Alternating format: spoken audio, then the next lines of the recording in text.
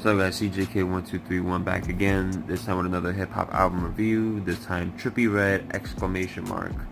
Now this is an artist that I've never heard before. I mean, I've heard of the name before, but I just haven't had any interest in listening to his music before until now, because I wanted to expand my hip-hop palette instead of listening to the, rap that I was used to listening to. And I have heard of this person's name before, and I already assumed right off the bat, based off the person's name, I already knew what kind of music he kind of made. It's that young, up-tempo, people would like to call it mumble rap, right? But, the only other album I reviewed on, as of recently, that may sound similar to this is Lil Durk, right? However, the thing is, even though this might fall in the category of mumble rap, if you listen to it, it does have messages in it. Now, some may be confusing, especially on first listen, and if you don't listen to this type of rap or hip-hop, yes, it can get confusing, but after a few listens, I think I kind of quite got it. I'm not even sure myself, but one thing I will say about this project that the Lil Durk one, what I think was lacking was versatility and different topics overall, different messages. Some of them was positive, some of them was negative, but it's all based on the experiences that Trippie Red has had. So yeah, so that's one thing I can say is a lot more variety from Lil Durk. Different topics, like I said, positive vibes and messages, but again, some seem misconstrued, and we'll get into them. Some songs, I will say, do to the average listener, because I'm very open, I can look at other things in a song that may make it great and might ignore one part, because there's a lot of things that make a great record to me. It could be like the production, of course, the hook, of course, which I guess could fall into lyrics, and the lyrics, and then what you do with them, what you possibly could do to make it more than just those two things, whether your flow or the way you ride the beat, or maybe it's what you're talking about and how you talk about it.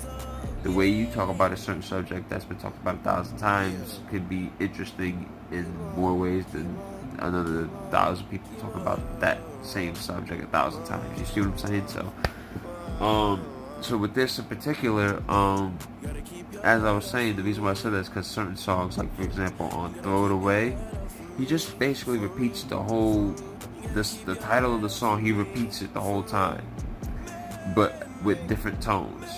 But because he rides the beat and the tones kind of match the beat, and the beat is good itself, it kind of works, especially when you know that it's essentially mumble rap. You can't really, I don't want to like discredit them, say you don't really expect much out of them, because this project is actually pretty good. I will say that. I will say, for a person that does not listen to mumble rap or anything like that, I don't even want to call it mumble rap because he is saying some stuff on here, but since that's the general consensus title for this type, that's what I'm just gonna call it. But for something that is falling under that category of music, you can actually, if you actually hear what he's saying, it's pretty good for that type of album. Yeah, let me see. You know what I'm gonna do?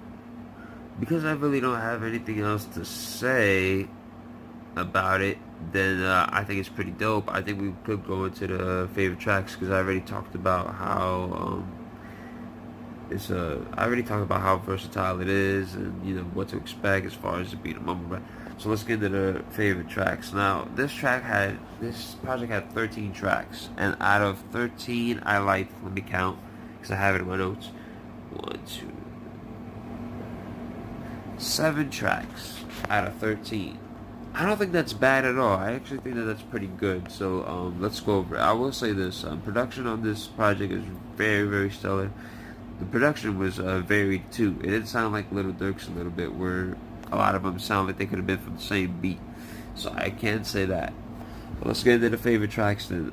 Snakeskin. Now this is the one that I was talking about that I kind of was shaky on at first. I actually like it because of the vibe, the song, the hook, and stuff. But if you try to listen to the messaging and the lyrics, he doesn't want you to commit suicide, and he says it. But then he talks about a guy watching himself make a lot of money, and he might commit suicide because of it. Maybe because out of jealousy. You know what I mean?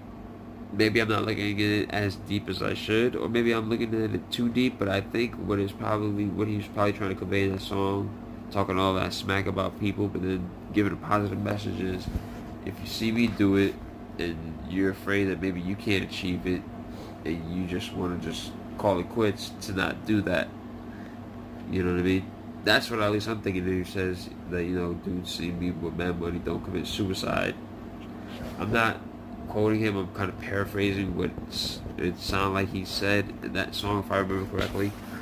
But I feel like the production, the hook, and things around it kind of saved me. And I guess, I wasn't really expecting much at first, especially coming from the hip hop I'm used to listening to and hearing all the stigmas about mumble rap type stuff. So I was just like, okay. But then it goes to be yourself, and I do love the messaging, and I do love what he says. I didn't write it down, but if I can remember, I think it was something along the lines of, because he had some, I don't want to say ignorant or anything like that, because the song is called Be Yourself, but he does talk about how he is how he is, and how he likes to talk to chicks, and how he likes, and if anybody has a problem, he'll let them have it. I think he talk about bodying somebody in the song, I believe. But then he says, just be yourself, and I think that just means that essentially that he is the way he is, and he's not going to change for anyone, and that if anything, you should just be who you are, despite what other people may think or may feel about you and what you do. Because everybody's the same, and that could also translate into the industry too. You know what I mean? For the longest, instead of labels looking for originality, it eventually switched over to, okay, well, you got to sound like this and be like this person. So that messaging, he says that everybody's the same, just be yourself. That could also mean that. But then there could be a little bit of irony in that, because if you don't listen to music or just like mumble rap music genre that much, again, because I listen to music, I can kind of catch how it may not sound and the differences between this and a Lil Durk. But for the average consumer, they may look at him and be like, well, you're saying just be yourself and not like everybody else, but yet you sound like any other mumble rapper. See what I'm saying? So, but I love it. I love the track. I try. At first, I didn't like it. At first, I didn't like most of these tracks at first listen. I had to keep going back and, see if it was something that I was missing. So I tried to listen to the lyrics this time. And at first, I didn't like it because he's saying, I tried, but he talks about, bodying somebody. And after the second and third listen, what it really was is he was talking about, I guess, especially the second verse. Because the first verse was about a chick trying to go with him on this journey. But in the second verse, he talks about like hard living and I guess what he had to go through, and maybe what he still might have to go through even with the fame. So I think that the fact that it's called I Try is maybe him saying and telling the people like, look, I try to keep cooler heads. I try to avoid trouble, but this is what I may have to go through at some point, stepping outside because of where I am at or who I am. So again, that's I Try. And the production is great, like I said, with most of the stuff on this project, at least the ones that I like, the tracks that I like. So, and forgive me if you hear me sniffling, I just got, allergies and stuff. So, yeah. Next, after that, is Immortal, which features the Game. And the funny thing is, Game destroys it, right? Point blank, period. You really just shouldn't even be surprised. It's the Game. But Trippie Redd he doesn't have that much on the song beyond maybe the hook and I think maybe a few bars. I could be wrong, but I think that's all he really has on the track. Then you have Throw It Away, which is what we talked about before. It's an amazing beat, an amazing flow, but the lyrics is just him saying, throw it away. You know what I mean? Throughout the song with different inflections in tone of how he's saying it. But somehow it still works. So, anywho, hey, I mean, I like the beat and stuff, and I like the vibe that it gave, so I'm not gonna lie. I have it as one of my favorites. Then you have Keep Your Head Up, probably my favorite track on the whole project, which basically what impressed me was the first time I heard it and I heard the different voices on here, I thought maybe they were feature artists. I'm like, okay, who is this person over here? Okay, who's this person over here? Only to find out recently, and possibly as recent as today, that freaking it wasn't different people. It was him switching up the flow mid-rap. That was impressive. I didn't expect that from the type of rapper that he is and the type of rap he does. So the fact that he did that, he switched his flow, I was just like, you know what I mean? So there's that. And then finally, Under Enemy Arms, which I like because the beat is crazy. It's mad aggressive. It sounds different than anything else that's on the album. And, you know, it's Trippie Redd, basically doing an aggressive song. Not really aggressive in execution, but I'm sorry. Especially if you watch the video, it looks like some Call of Duty stuff. I think he talks about letting people have it. I think at one point he talks about this chick, and you know maybe the chick might have betrayed him. And you know he says that because of that, you know I'm out to get you, the right to bear arms. Again, I'm paraphrasing. I'm not trying to go quote for quote, but you know, it's basically a song. Basically saying that he's under enemy arms, you know, he's under fire, and he doesn't know who to trust. I'm just basing it off that female bar in the beginning. He doesn't know who to trust, so therefore he's under fire. So to protect himself, he needs to be under arms. He's going to war with anybody, even the army. And that's pretty much that.